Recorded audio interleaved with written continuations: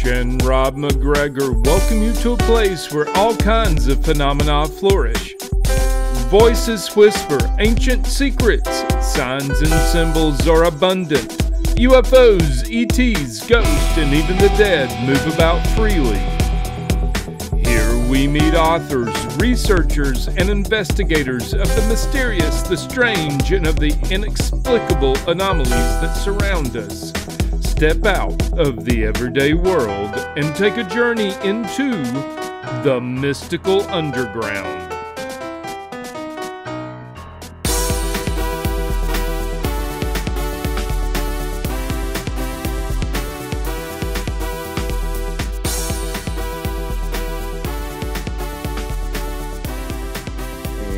Guys are ready, we'll get going in 3, 2, 1. Welcome to the Mystical Underground. Thank you for joining us. This is Rob McGregor.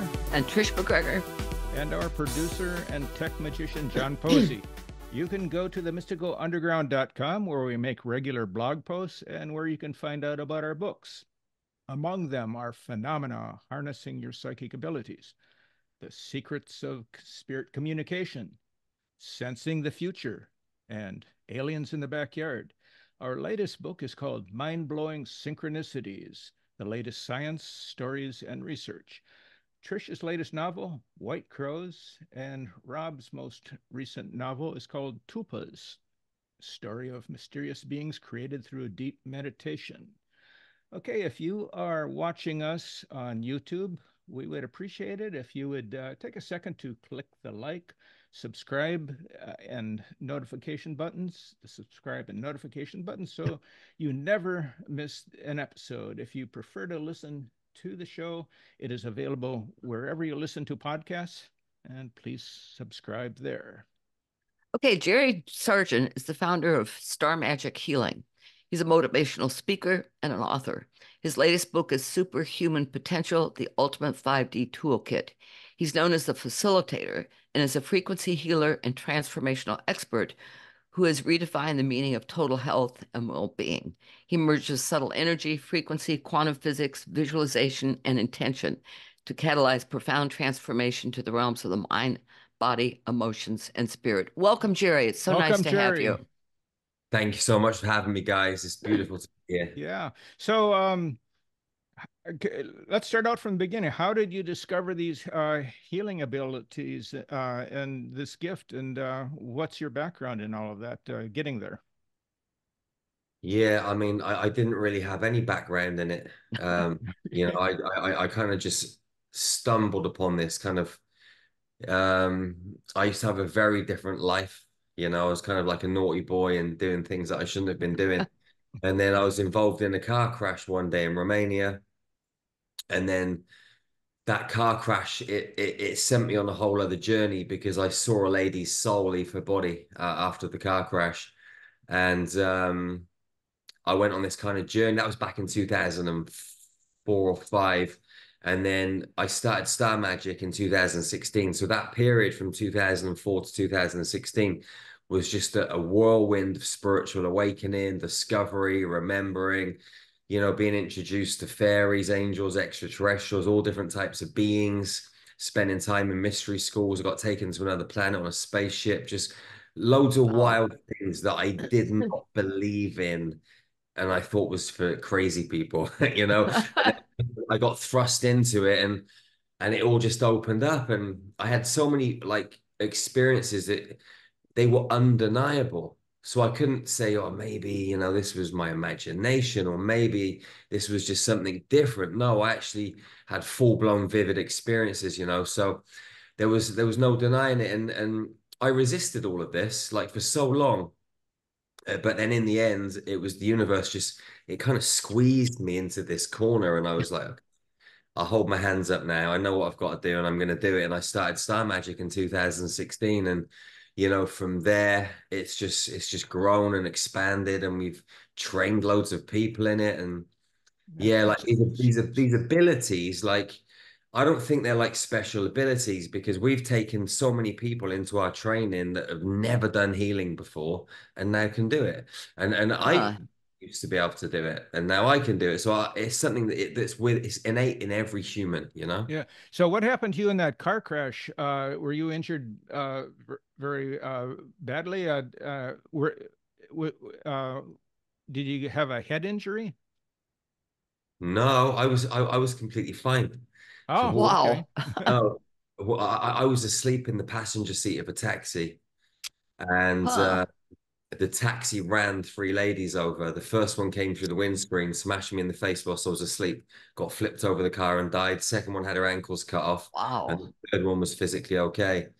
When I got out of the car, I walked past the lady with her ankles cut off and went Yeah. to the what I thought was a dead body. I didn't know it was about 150 meters back up the road. So I walked towards it and saw a soul leave her body when I got close. And you know, I was shaking my head trying to get it out of my head, but it wouldn't go. Yeah. And I'm seeing this with my physical eyes, not my mind's eye. So Hmm. you know, yeah, it was a wild experience, and it changed me, you know, because I knew there was something else then beyond these physical bodies, and I'm a curious human being. Like if I get I'm like a dog with a bone. Once I get that bone, I want to know everything, you know. So, Yeah. yeah, So Huh. it wasn't any physical damage to you from the. no. Ah, okay. I got smacked in the face by the lady. Like my nose and my forehead was a little bit numb for about Yeah. 2 days, but that was Right. it. You know? Huh. Yeah, Well, what? I think she knocked some sense into me. Yeah. Right. Into me, you know? Now you mentioned ETs. What explain that? When did that thing start? Yeah. So the first thing that actually happened was, and I didn't really know what was happening really at the time. I think it was back 2004, 2005. It was around the same sort of time as the car crash. The first thing was I went to a place called Basingstoke, just outside of London, and I went to a talk with two of my friends on the end of the Mayan calendar, Hmm. 2012. And we went to this old guy's house. He was just giving a talk at home. So we went there, we rocked up. It was me and my two friends. There was some other people there. We're sat in his front room and he's giving a talk. And I asked him this question. It's a bit contradictory. You know, I was new to all this. I was green. I wanted to know everything. So I'm firing questions at this guy. And I asked him like a question that kind of, it must have annoyed him a little bit. He stopped and he looked at me and he held my stare and his face just disappeared. And there was a lizard, like Oh a my reptile. God. Wow. So I'm sat there looking at him like, you know, I'm thinking, can anyone else see this? Like, what's going on? I was trying to look cool on the outside. On the inside, I was thinking, what the heck's going on? He kind of like, after a few seconds, 4 or 5 seconds, his face kind of came back to normal. And then he just stopped talking. And then that night, he tried to psychically attack two of my friends. And just before I went to this talk, I ended up meeting this lady who was my spiritual teacher. And so I phoned her the next day and she helped me deal with it and stuff. And then the next time that I encountered ETs was 2009. A few years later, I was in New Zealand meditating in my friend's garden and a little space pod landed in the garden. That's the only way I can describe it. And there was a blue being inside of it. And Huh. I brought my light out of my body, went and got in the spacecraft. We went through a portal and we ended up on Alpha Centauri. I'd never heard of Alpha Centauri. I walked I got out of the space pod, walked up the beach, and there was like 200 blue beings. And I knew they were Lyrans. And I knew they were my family. I'd never heard of Lyrans, but they hugged me and I felt a level of Wow. love that I'd never felt before. And then once we'd sort of been through this process, they took me up the beach and through a jungle into this building that was made of light. And I knelt down on the floor, and there was a really ancient blue lyre there, like it looked like a an Indian from a tribal leader from Huh. an Indian reservation. Only way I can describe it. And I had this big download of light, and this is the codes that became star magic further on down the line. Were the Huh. Lyrans were they physical beings or were they light beings or were they human shaped or what were they? Well, when I went there, I was in my light body form. Right. Okay. Yeah, so when I got out of the space pod, there's a little bit of water I had to go through, then up the beach, and they hugged me. And when they hugged me, it felt like a physical human being hugging me. It Huh. didn't feel like something that was like could go through me, or I mean, they may have they all probably were a higher density, like like lighter vibrational beings. But when we hugged in this form, it was just like hugging in human form. It felt Huh. completely physical. They were about 6.5, 7 feet tall. They had no genitals. They had no clothes on. They had no spacesuits on. They were Huh. literally just like a blue color. And all of them had, I remember all of them had like 6 packs or 8 packs. Like they're all physically fit. They had Hmm. like most of them had no hair. And Male yeah, and like male and female, or just no, they were androgynous. They had no okay. sex. Okay. Huh. There was like no genitals there. Huh. Yeah, Now, Jerry, you said you were in your light body. Is that like being out of body? And yeah. if not, it is. So Okay. so what happened is like around the same time as the car crash, I ended up meeting this lady through a strange chain of events, who became my spiritual teacher, and she taught me how to bring my light out of my body to travel. So when this happened, the first thing I did was brought my light, my soul body, light body out of my body, and went and just walked across the grass to the space pod and Huh. got in, and then off we went. I left my physical body behind. Hmm. And it was still there when you got back, I assume. Yeah, it was in this copper pyramid, just waiting for me. Huh. Wow. So when did the healing work begin for you? So a few months after the car accident, my ex-missus had a headache. And I just thought to myself, I can take this out of your head. I don't know why I had that thought. I just went over to her and I saw the headache in her head. It was green. So I grabbed it and pulled it out. And she Huh. got up like she never had a headache. That was the first thing. And then there was lots of things kept happening, and it just got more and more and more. And then in 2014, I ended up writing a book called Into the Light. And after reading the book, so writing the book and publishing it, I started seeing all these codes, and it was the codes that I got downloaded on Alpha Centauri. So I was asking my guides, what am I supposed to do with these? They said, you got to meditate more. So I end up in these ancient mystery schools in meditations every day for 9 months with my son, showing us how to use the codes. And then people just started coming into my life that needed healing. And I was trying it, it was working, and one thing led to another. Huh. Well, now, okay, you say codes. What do you mean by codes? Light So codes? I mean, like light codes. So like the codes that we work with in Star Magic, they always take on the same format. They're like horizontal, like these strips of horizontal light. Like I see them now when I'm looking at the computer. So uh-huh. they're like in front of me, but they've been here since 2012.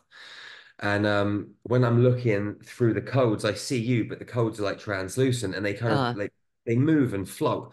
And they're like, let's say there's 3 strips of horizontal, there's like this ring of code in the middle, and then say 1 strip of vertical. But sometimes there's like 8 strips of horizontal, the ring of code, and 3 strips of vertical. Huh. So they're kind of like that, they're like that shape. It reminds me of a parachute, and they spin and they create a spiral, and Huh. they always take on the same form, but there's more horizontal than vertical always, and the number of horizontal and vertical change. I don't actually know why that is, and I've been working with them now since 2012, so 12 odd years, but I'm not sure why.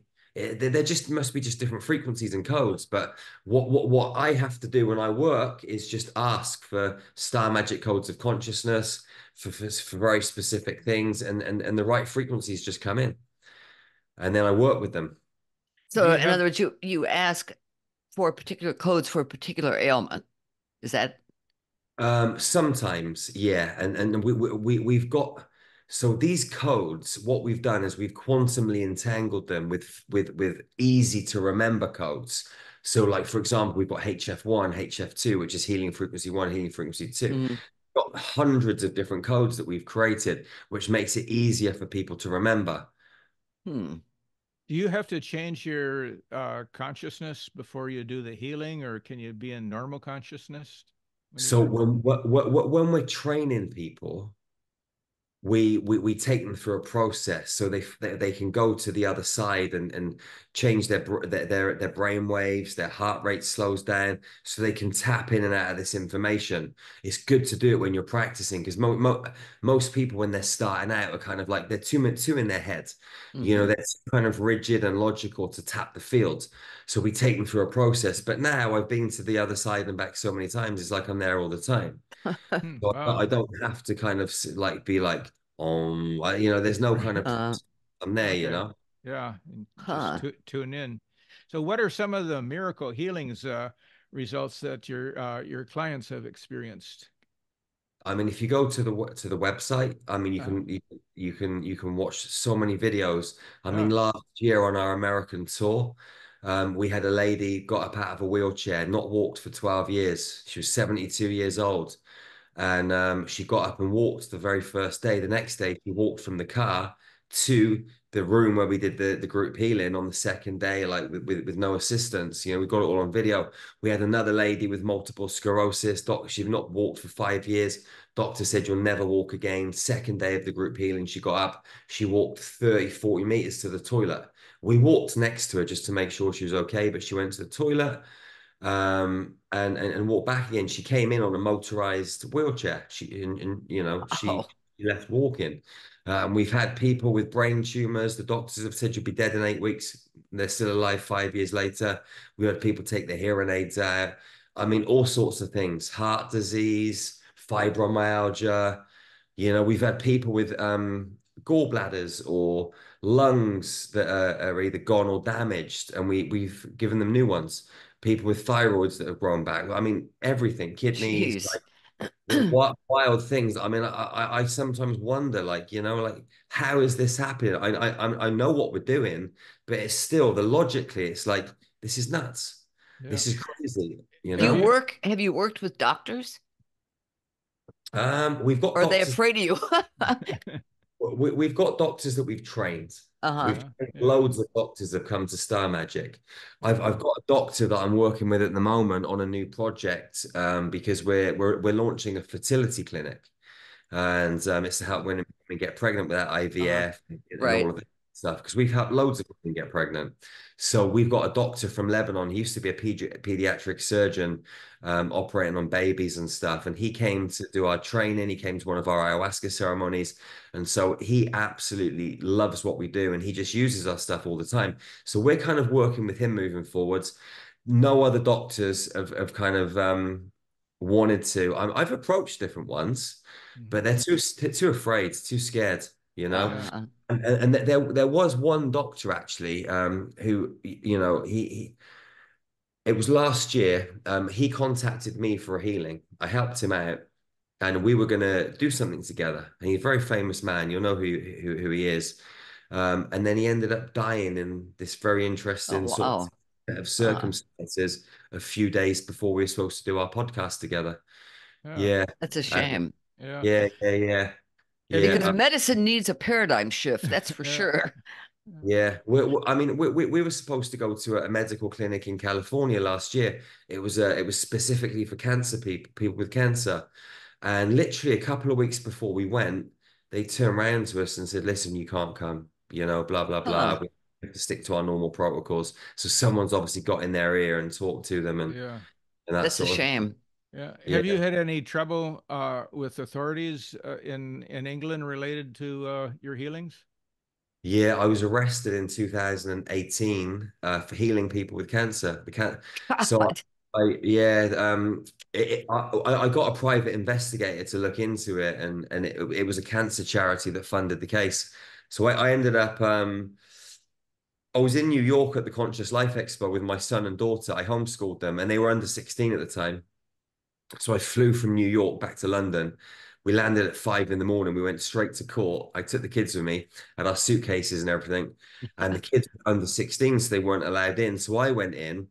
I had 100 testimonials written out from clients that I'd helped, and I gave them to the judge. And she turned around and she said, "There's nothing that I'd love than to lock you up and throw away the key, Mr. Sargeant. But you've got two children that are underage outside. You're a single father, so my hands are tied." So she gave me a £6,000 court fee and just said, "Go." Yeah, Wow.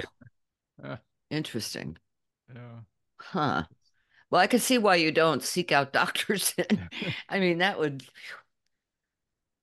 talk Yeah. about yeah. shattering I paradigms. think like bridging the gap between healing and allopathic medicine is so important.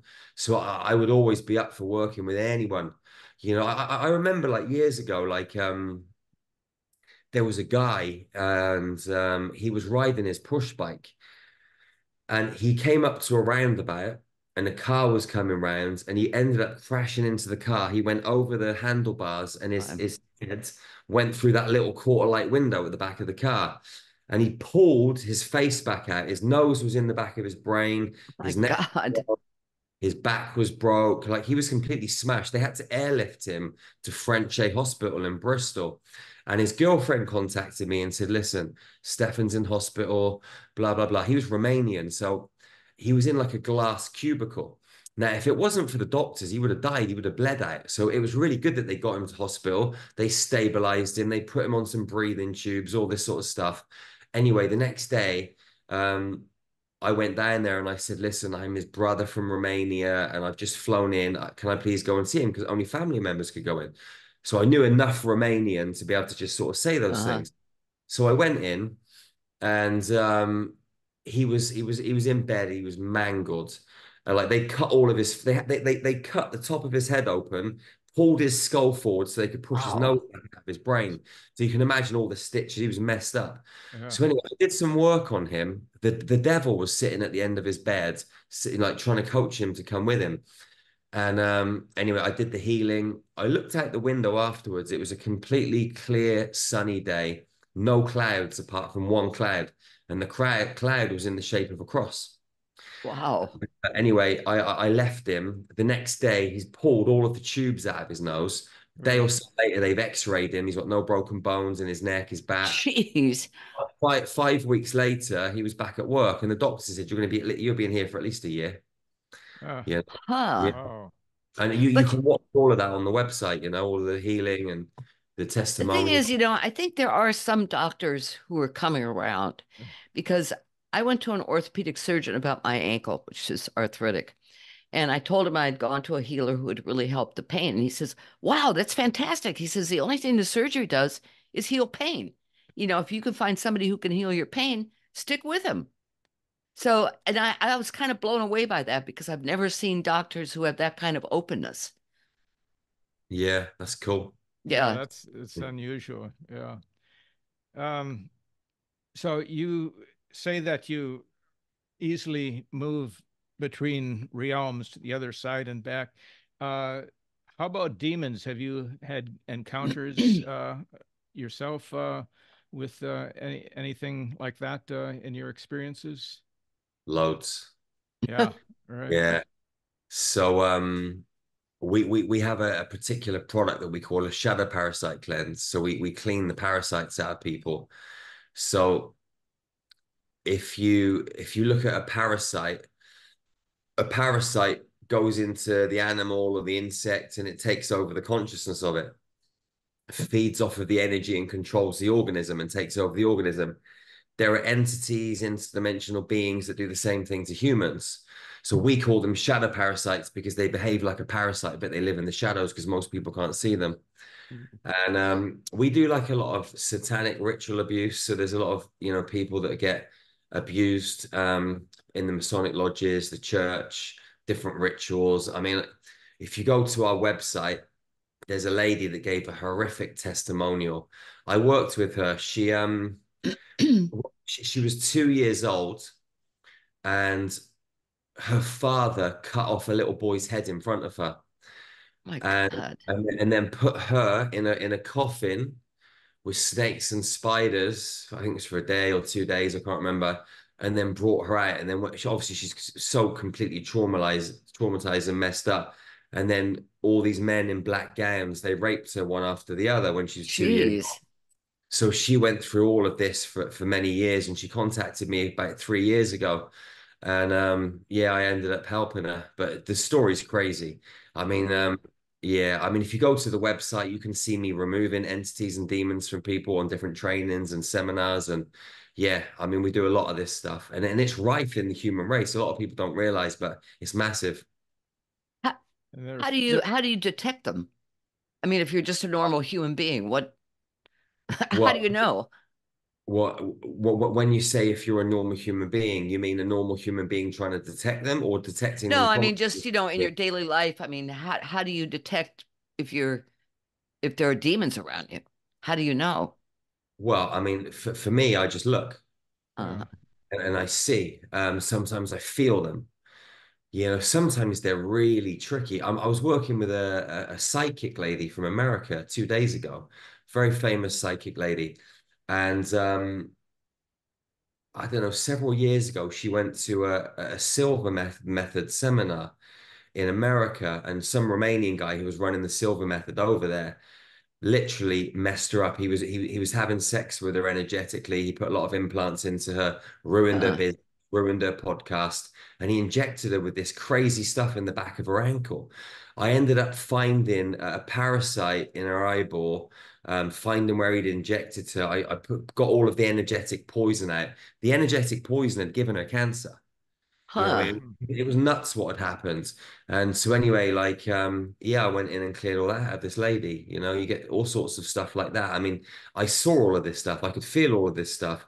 There are some people that we train that don't really see very well. And but they can feel the things. There are some people that don't see and they don't feel, but they just know something's Uh, there. Then we teach them how to ask the right questions to get to the bottom of what's actually unfolding and happening, and teach them the way of healing with a slightly different twist, so it fits into what they're good at. So like you got seeing, feeling, and knowing. They're the main three sort of ways that we tap the fields. mhm. People are good at all three. Some people are good at two. Some people are good at one. Some people are a little bit good at all three of them. So you find everybody's way of getting into the field and extracting the information, and then you can go to work. Hmm. Mm. I mean, but are there protections you have that you teach people to against being infected by what they're healing or what they're extracting? It depends on the level. Like, so Uh-huh. if I'm going in to do a normal shadow parasite cleanse, nothing really needs to be done. If I'm going and working at a bit of a higher level, then yes, like the lady that I just told you about, when I worked on her, I hired an apartment for a week, and I stayed in that apartment for a week because I had two kids at home, and I didn't want Uh-huh. any way of any energetic trace coming back. Not normally, if I'm going to work on someone at distance, I'll set what we call jump stations up. So holographic spaces, I'll bounce my consciousness into one, go to a different point in space time, then a different point, and then do my work. Huh. Once I've finished, I blow those jump stations up on the way home, and there's no energetic trace through the fields. So Wow. there are ways of working it, but when you work at certain levels, there are certain beings that can bypass all of that. So you got to know where you're entering the game. Mm. Jeez. Right. That sounds complicated, Jerry. Not Yeah. really. It's the same as anything. When you've done it a few times, it just becomes second Yeah. nature. Huh. Now, do you have other people you work with now who are like part of a team, part of a team with you, assistants, or or are you just working as an individual?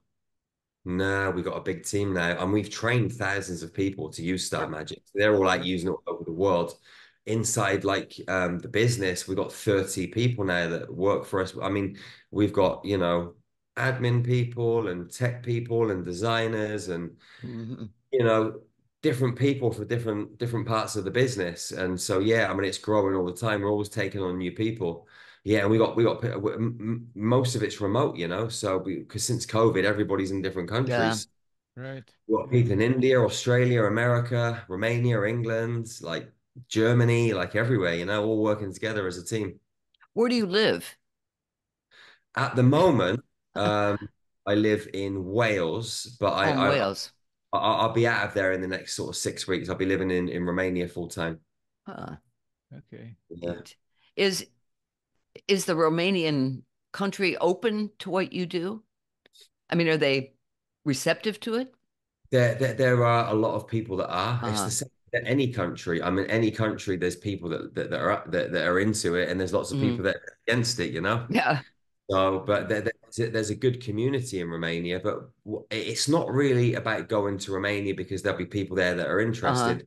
Because like wherever we put on a workshop, people will come, whether it's in Sedona or Timbuktu Uh-huh. or Taiwan or Hong Kong, people will just come because what we do is amazing. So, but Romania energetically is absolutely just next level. Huh. Hmm. Yeah. Right. What other areas do you think are energetically like that? Are there any Well, in America besides Sedona? I mean, Sedona always crops up. there's different places in America. I mean, there's different places in all different parts of Uh-huh. America, Hmm. very specific. We went to North Carolina and did a workshop this year. We've been to Yosemite. Mm. We've done them in LA. We've done them in New York. We've done them in Seattle. We've done stuff in Canada. Like all of these different places have got there's different grid points in Uh-huh. places that you can plug into. I mean, I could go to Seattle and be in horrendous energy, but I could also go to Seattle and be on a grid point that's Right. thriving. So wherever we do our workshops and our trainings, we pick the right places to send out the good frequency. Sometimes we'll go to places where the energy is really, really heavy because we know we need to go in there and lay some new grids Uh-huh. to replenish and rejuvenate and rebuild the architecture. Like tomorrow, I'm jumping on a plane with my girlfriend and Cherie, who does all our videography, and we're going to 15 different countries in four Wow. and a half weeks. And what we're doing is we're laying down crystals for the new seventh dimensional architecture Huh. to hold the new divine mother frequency that's coming to Earth. So I was given these 15 locations a few weeks back, and I put them all on the map of the grid, on the map of planet Earth, and I drew them all together with a pen, and it formed an immaculate dragon's wing. Wow. So like, yeah, it's amazing. So like we're going to lay these new seventh dimensional like dragon wing, like dragon architecture for the planet, which is amazing. So we're leaving tomorrow for that. And What you're are Yeah. some, gonna what are you're some of go the locations? We're going to Ethiopia, Easter Island, Russia, Syria, France, Italy, Czech Republic, Bosnia, wow. um, Tibet, Oh, islands. Yeah, a few different places. Yeah, it's gonna be And you're cool. laying crystals in all these places? Yeah, I was told to get these very specific crystal eggs from their very specific crystal dealer, and Huh. these crystal points from somewhere else. So yeah, And so this is in preparation for what? For you so mentioned if you at the moment, like you know, we've been operating in a sort of a third dimensional mhm. reality, and the fourth dimension is like the bridge, the mental realm, the Uh-huh. space between 3 and 5D. 5D is kind of like polarity, where we're kind of realizing that um kind of like the polarity which has given us the opportunity to move into unity. Mhm. Okay, so this is a like this 5D reality band that we're in at the moment. A lot of people think, oh yeah, 5D is all love and light. No, this is where the chaos happens in 5D. This is where we start to really understand about human nature, and we really Huh. understand how we can pull the pieces of the puzzle together. And in the upper kind of realms of 5D, we start to move into unity consciousness. And then the sixth dimensional grids are the unity consciousness grids. And what we're doing is going out into the world to build the seventh dimensional grids, Huh. which is a whole different structure. So when we build these, they're going to be able to hold the space and the energetic frequency for the new divine mother energies, the feminine frequency, a new level of feminine coming to earth. yeah. Jerry, I'm kind of Wow. surprised you haven't really mentioned about guides or beings, entities on the other side that are helping you, guiding you. Like we've had other healers on the show, and they talk a lot about their. Uh, they don't Their always team call or them the team, their guides. And do you have that as well? Yeah, the reason I've not mentioned it, you've not asked me. Okay. Yeah, I'd like to that's So, hear a good about reason. I'd yeah, like to hear about it. yeah. So you know that I was telling you earlier about when the guy's face shifted Yeah. Uh-huh. and the lizard. That night when I went home and I was in the shower, I saw a picture of an old man in my head. And the old man, I was shaking my head like, like trying to get him out of my head, but he wouldn't go. And he said, "My name's James."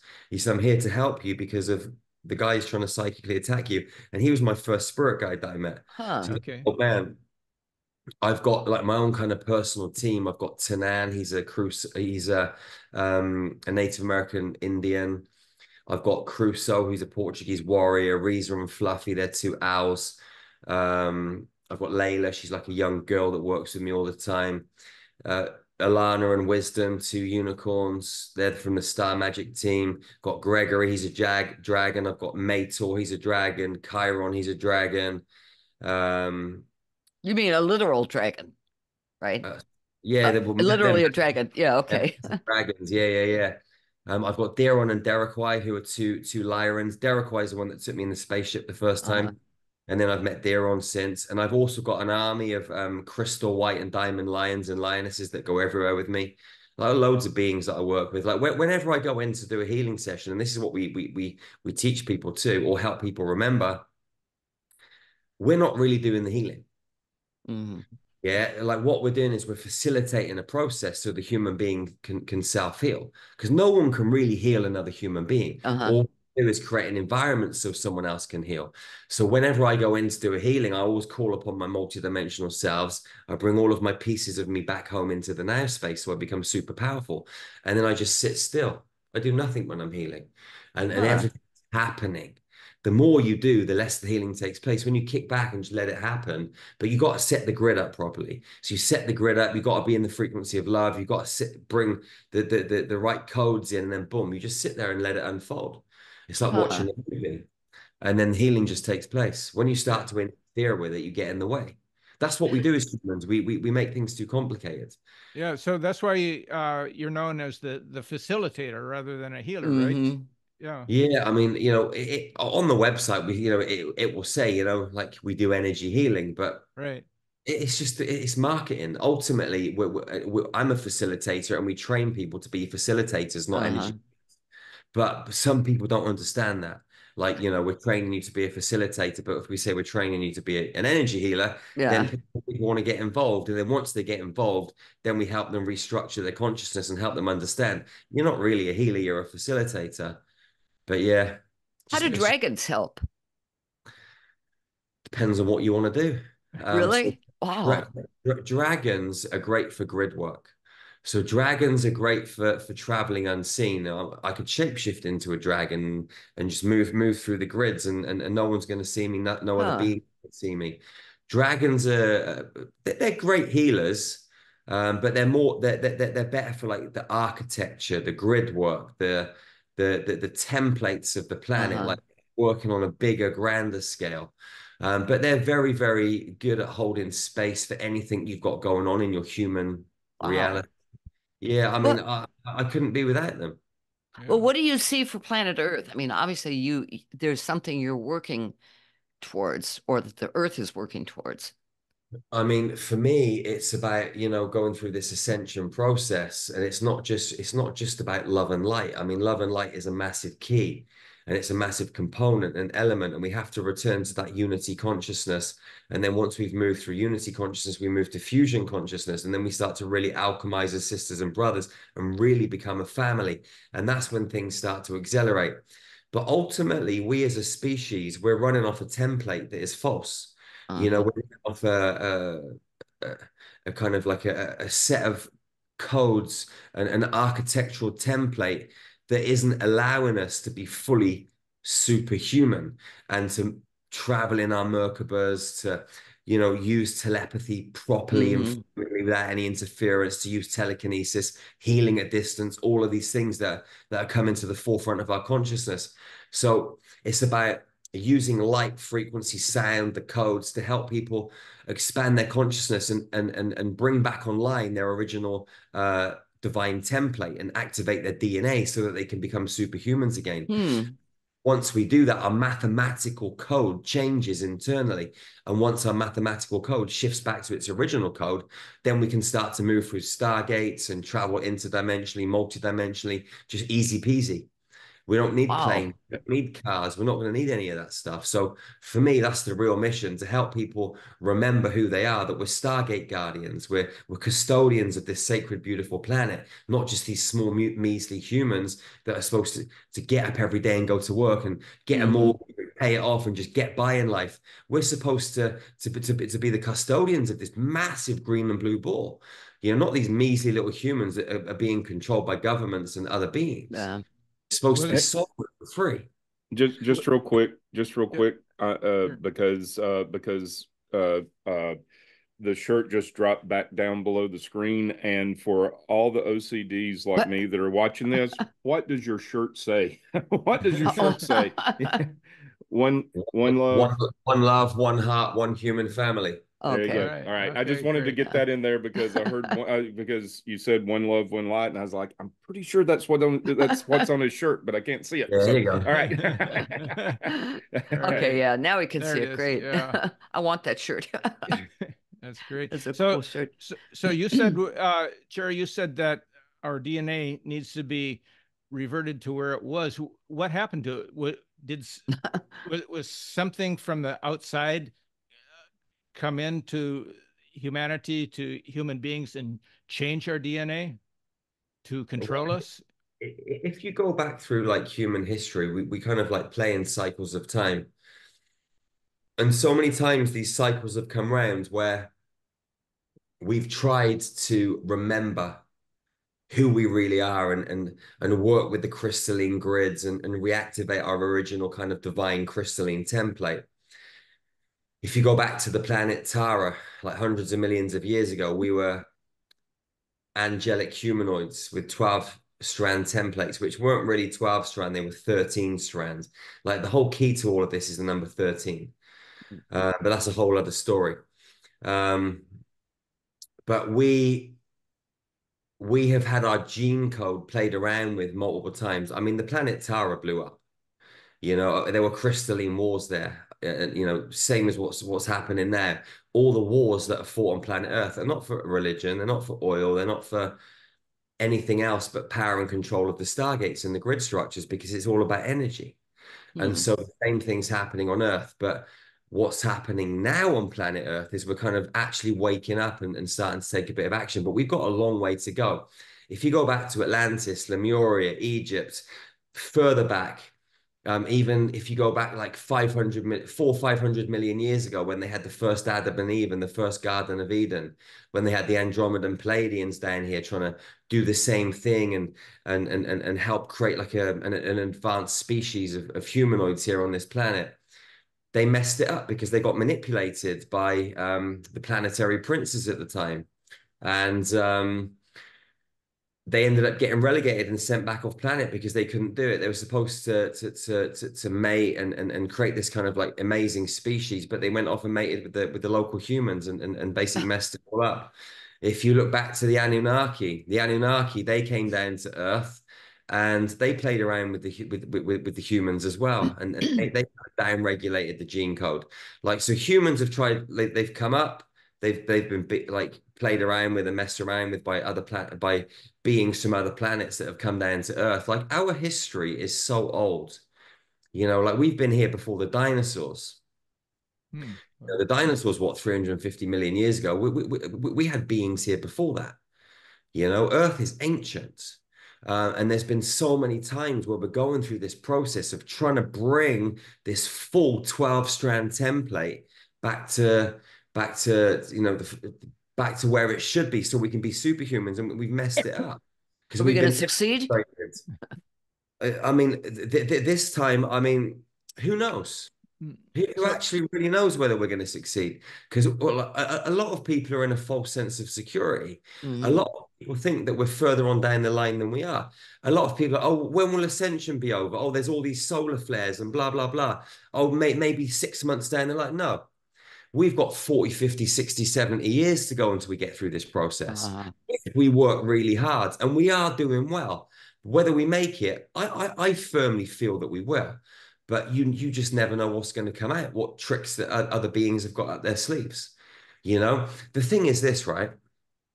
Look at it like this: humans, they come down to planet Earth and their memory gets blank slated. So we forget. So we've got to go back to Groundhog Day and work all over again. These interdimensional, low vibrational entities, demons, whatever you want to call them, they have been playing this game for millions of years and they've not forgotten anything. So they're really good at what they do. They are amazing at what they do. We're babies in the game. Okay, so it's going to take a lot of effort for us to come together to be able to work this out properly. And unity is the only way we're going to do it. Whilst we're separate, we have not got a hope in heaven. And that is why they keep us isolated and separate. That's the name of the game. But if we come together in love, in harmony, in unity, standing in our full superhuman potential, no one can stop us. Absolutely think no other being. We're the most powerful beings in the universe when we decide so. And when we come together in numbers with all of that kind of attitude and all of these abilities switched on, we'll be like an army of superhumans ready to take over the galaxy, but in a positive way with love and not power and control. Right. So then Uh, the demons and these bad dudes will be banished. Is Well, that it? some of them have already been banished. See Uh-huh. what's happened recently. Caligascar and Dalagaska, aka the devil and his right hand man, they've been banished from this reality field. And because there's no law and order at the moment, the interdimensional demons are going nuts fighting for their sort of like supremacy. So Oh. actually, it was better when there was a controller in place because there was a bit of law and order. Now they're all just going absolutely completely bonkers, and that's why there's Wow. so much, like chaos on the planet. But it will level out and sort itself out at some point. But Hmm. we've just got to stay present and focused and balanced in love, not get pulled into judgment. We got to stay in acceptance. We got to just focus on our mission.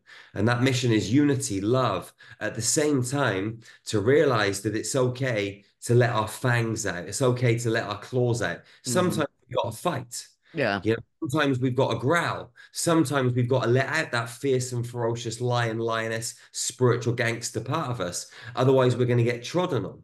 So it's about balancing both of those polarities and alchemizing them in the 0 point, dark and light, becoming whole. Now, did you have any inkling that you'd be doing this work when you were a kid or when you were younger? I mean, was there any? No. No? When I was a child, I no. I mean, now looking back, I know that there were certain things Uh-huh. happening, but at the time, I just thought things were just bad. Like when I came down into this planet, my real mum, because I was fostered and adopted, and my real mum, who I found when I was 24 or something years old, um, she went into a home for women out of wedlock. She didn't tell her parents she was pregnant. And when she gave birth, they put her in a room. And the room was a dingy room. They left her crying for hours. When it was time to give birth to me at 3:50 in the afternoon, which is an 8, I was born on the 8th of March. Like all my life is eights. They tried to kill me on an 8 Oh, as well. Yeah, they tried to kill me jeez. on an 8 in a car crash 8 weeks before Star Magic started. So it's all eights all the way down the line. But at 3:50 in the afternoon, two men in black masks and a woman in black mask walked into the place where my mother was, parted her legs, got a big pair of scissors, cut her vagina and ripped me out. Went and stuck me in a room, and I was just there crying. Wow. And they left my mum bleeding for hours, and then they went back in, no medication, stitched her back up, took me away, and sent her on her way. And that was how I came into the world. And then there was a lot of abuse through my early years from different things. Was Yeah, that in Romania? Were you born in Romania? England. England. Yeah, Oh, Wow. okay. yeah. Oh, So yeah, I feel that I came to Earth to do this, and they tried to just stop it right from the start. Uh-huh. They knew I was coming in. yeah. Wow. So you mentioned Atlantis. Do you, do you see that Atlantis was a technologically advanced culture, somewhat similar to ours, that had weapons of the nature that we have? And It uh, was even more advanced than us. really, okay, Yeah, and I remember some lifetimes there. Yeah, okay, like when I first started this journey, the first lady that was my teacher, she had a past life regression business. So for the first 4 or 5 years, I was going to see her 2 or 3 times a week. I went into hundreds of past lives. Huh. And I've been back to Atlantis. They had crafts flying around, spaceships and stuff, and they had laser technology. They had stuff that was much more advanced than we've got now. interesting. Why did You've it sink? I mean, why did they collectively choose to sink? What For what we were just talking about earlier. for okay. So like, they started to regain their power. They started to really understand how to do the work.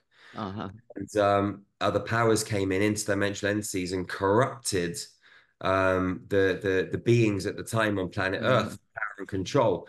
And so they started using the advanced technology for wrong reasons. And in the end, Interesting. had to sink it because it was too much. But what happened is certain beings left clues. You know, they left clues in the pyramids of Egypt. They left clues Uh-huh. in the pyramids of Alaska and Antarctica, all different places around the world. these are clues that we left for ourselves, our future selves, which are the now versions of us.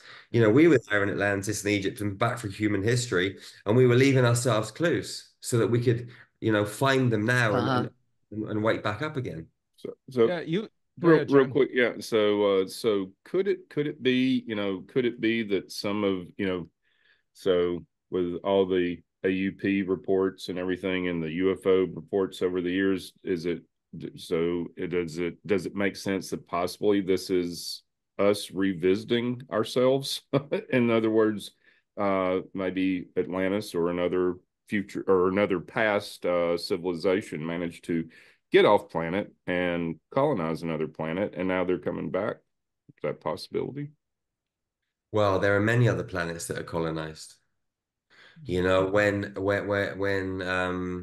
Atlantis went under, Thoth and some of the other beings, they went up to Venus and they stayed in the fourth dimension for a little while. The fourth dimension in Venus is where a lot of souls that are incarnating on our planet come through that gateway.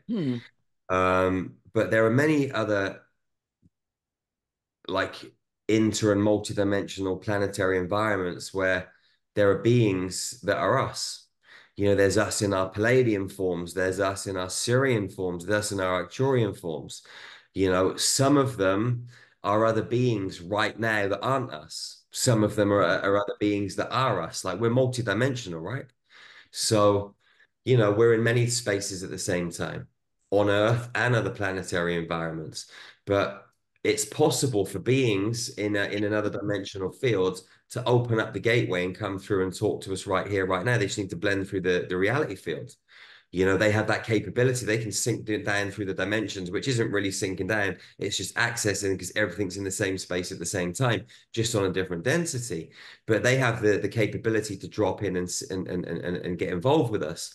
For us, being in this dense field, it's much more difficult to get our consciousness, our light, our soul, our light body out of our body and actually go out there. It's a much more challenging thing because of the magnetic field of the body. But when you know how to slow your brain waves and your heart rate, you can get into that kind of space where you can bring your soul consciousness, your light body consciousness out of your body and literally go and speak to all these beings. I mean, you know, you can do it like telepathically anyway and just connect to them. But to have that real experience, you've got to bring your light, your soul out your body and go and talk to them and, you know, move through the field. Jerry, you've been to Egypt and you stayed in the Great Pyramid, didn't you? In Giza. And what was your experience there? We've been to the pyramid many times. We take a Okay. tour there every year. We've been going for, I think, since 2018. So we've done like Wow. 5 trips now. Every year we go to the Great Pyramid. We do meditations. We get special access. 2 years ago, I actually hired the whole pyramid for myself on my birthday, and I went in the dark. I went down to the well in the Queen's Chamber and the Wow. King's Chamber. When I was in the King's Chamber, I went through this whole mathematical process, which I've been learning, remembering over the course of the last few years. And I went into the King's Chamber, lay in the middle where the sarcophagus should be, where the energy is really high. And the walls of the King's Chamber collapsed. They literally disappeared. There was all this orange light, these portals opened up, all these beings came in, and I got taken out of my body up through this bend in space-time through different stargates. And we went through the Andromedan, the Aramatena Lyran Gateway, and up into the God worlds. And they were showing me how you can take your physical body through that process. But obviously, we're not ready to take our physical body at the moment. But they just showed me the bend in space-time through Stargates 3, 5, 8, 9, and 12. So it's like an arc. You go up Jeez. and yeah, I had experience. When I came back down into my body was turned 180 degrees the other way, minus 23 degrees. Wow. I don't know whether the pyramid turned or my body turned, but something did. But do you have dreams about this? I mean, what else happened while you were in there and these things were, I mean, your body was there. Wasn't a dream, it was a real experience. Yeah, it was a real out of body experience. Yeah, it was amazing. Uh, Uh, when I finished doing what I was doing, my son came into the pyramid with my girlfriend and another friend. And my son Josh went and laid down in the sarcophagus. This being climbed in there with him and healed his knee. He had a bad knee. The being just got in, this white being, and just made his knee better. I mean, I've had some amazing experiences in the pyramid, like wild. You know, you can't. It's hard to fathom, really. You How have to old? get permission. I'm sorry, go ahead, Rob. I was just wondering how old you think the pyramid is. I've heard 6,000 years. Is it older than that? Millions. There's no way it's 6,000 years old. I reckon that it's way, way older. Yeah, I wouldn't even be surprised if it was a million years old, maybe more, you know?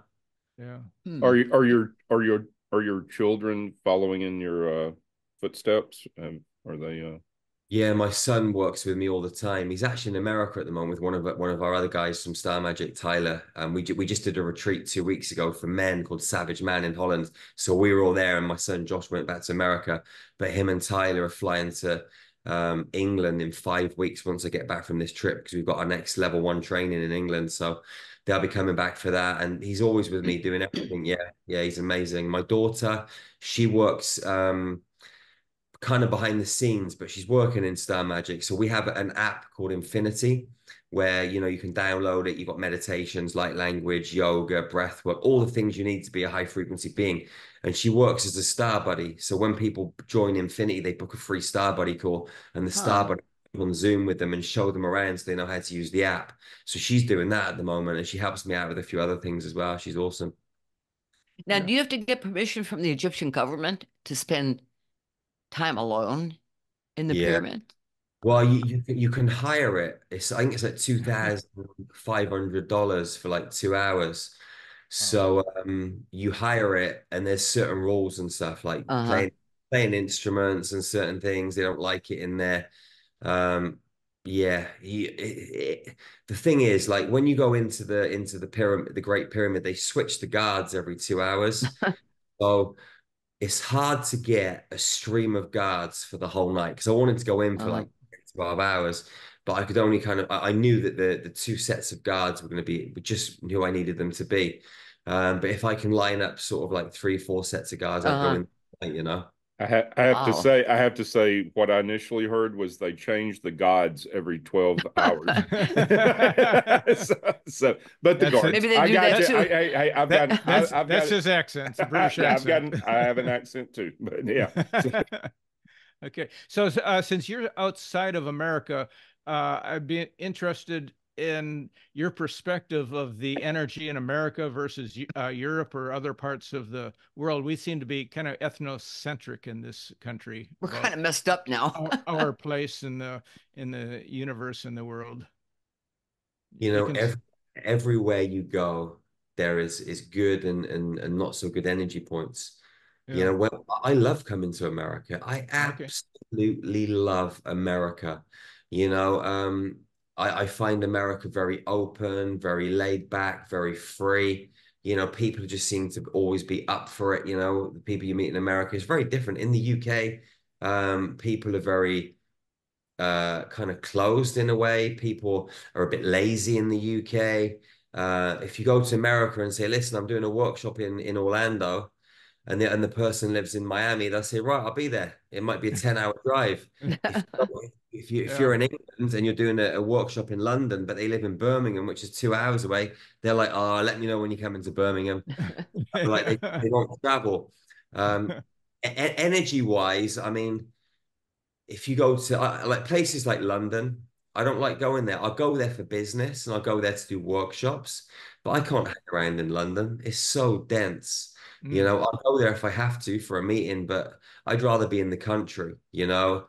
The same in America. There's certain parts in LA, certain parts in Washington that are just dense and heavy, but there's some yeah. beautiful places in those locations too. Everywhere's got their ups and downs, man, you All right. know. And I Okay. always find wherever I go in the world, I have an amazing time, because that's Mm, what I choose. I choose to create that space, you know? Yeah. yeah. I So choose to interact with the people that are going to be on that same frequency as me. yeah. So we're coming to the end of our hour, and I want to thank you Wow. for coming This has been on great, Jerry. Mystical Underground, Jerry. What would as last question, what would your message to the world be right now? My message to the world would be stay present, Mm, love, and really look after yourself. Like, love yourself first and foremost. And then, you know, from loving yourself, just allow that love to spill out into the world. And, you know, give yourself some time and some space. Don't be in a hurry all the time. Look after your physical body as we go through these energetic upgrades. If you haven't got the physical architecture to hold the software, you're going to get fried. And, you know, we've got 45 miles of electrical wire in our nervous system, we've got 10 billion miles of DNA. We hold a lot of light, a lot of code. But if the physical architecture isn't working properly, then the software will not work. So it's like having an iPhone. You know, you got an iPhone 10 and then there's an upgrade, but you can't afford the upgrade. So you carry on with the iPhone 10, but you upgrade the software. Once you get to iPhone 12 or 13, the software won't work anymore because the hardware is not compatible. So we have to look after our body mentally, physically, emotionally, and spiritually. Do your breath work, do your physical training, do your meditation, your light language, do your yoga, your qigong, intermittent fasting, all these things that keep you balanced, focused, high frequency, fit, strong, mentally, emotionally, on all levels. Look after your body because you're going to need it. The deeper we go into this ascension process, if you're not looking after yourself, you won't make it. Get fried, you know? So just love yourself, look after your body, love everyone else. And at the same time, don't let anyone encroach on your boundaries. If people try and take the piss, you know, growl a little bit. It's okay, you know? That's when you could be your savage self. Yeah, it's okay to let the savage out again. You have to. Yeah. Yeah. Well, tell people where they can find you and where your next workshops will be once you finish this worldwide crystal thing. Yeah, so if you go to starmagichealing.org, then you can get access to Infinity, get 7 days free access to all of our tools. We do weekly meditations and activations online every week on Zoom. We got workshops all over the world. We'll be in Sedona and Florida later in the year, in November. We've got workshops in Hong Kong, all over the place. You know, lots We're of in online. Florida. Orlando. We're coming All to right, Orlando. Rob. We're moving to Orlando. We'll be there.